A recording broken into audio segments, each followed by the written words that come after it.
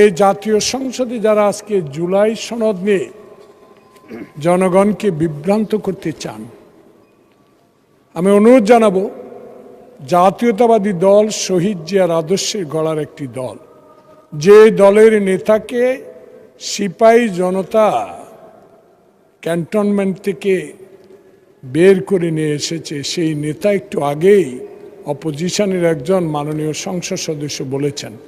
সে কারণে আমি বলি, এই দল শহীদ প্রেসিডেন্ট জিয়াউর রহমানের আদর্শ গড়ার দল। এই দল বেগম খালেদা জিয়ার সাহসী ভূমিকার জন্য স্বৈরাচারের বিরুদ্ধে লড়াই করে যিনি জেলে গিয়েছেন, সেই দল বাংলাদেশ জাতীয়তাবাদী দল।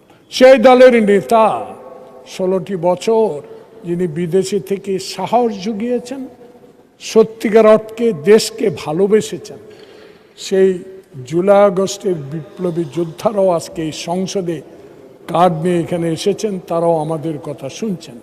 আমরা জুলাই সনদের বিরুদ্ধে না, জুলাই সনদের অক্ষরে অক্ষরে আমরা পালন করতে চাই, কিন্তু পদ্ধতিটা কি হবে আমরা চাই না